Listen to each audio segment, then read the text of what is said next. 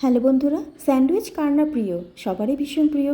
আর সেটা যদি পনিরের হয় সেটা তো আরোই ভালো, ভীষণই হেলদি। তো চলুন আজ বানিয়ে ফেলি পনির স্যান্ডউইচ। Good morning. আজ বানালাম পনির স্যান্ডউইচ। পনিরগুলোকে আমি হালকা হালকা পাতলা পাতলা করে কেটে নিয়েছি।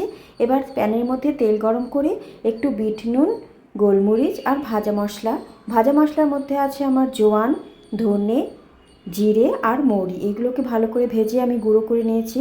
এই ভাজা মশলা আমি ছড়িয়ে দিলাম এবং এপিট ওপিট করে ভেজে নিয়ে আমি তুলে রাখবো। একটা আলাদা পাত্রের মধ্যে এগুলো একটু তুলে রাখতে হবে। এ দেখুন আমি ভেজে নিচ্ছি সুন্দর করে, এভাবে একটুখানি লাল লাল করে ভেজে নিতে হবে। এবার একটু তুলে নিলাম। এবার ওই প্যানের মধ্যেই আমি 4টে ব্রেড আমি এপিট ওপিট করে হালকা তেল আর একটু গোলমরিচ গুঁড়ো দিয়ে ভেজে নেব। দেখুন আমার সেঁকা হয়ে গেছে। সুন্দর করে সেঁকতে হবে কিন্তু কাঁচা না থাকে। ব্যাস, এর মধ্যে ওই ভাজা পনিরগুলোকে টুকরোগুলোকে সুন্দর করে সাজিয়ে, আপনারা এর মধ্যে অনেক কিছু দিতে পারেন, তো আমি এভাবেই দিলাম।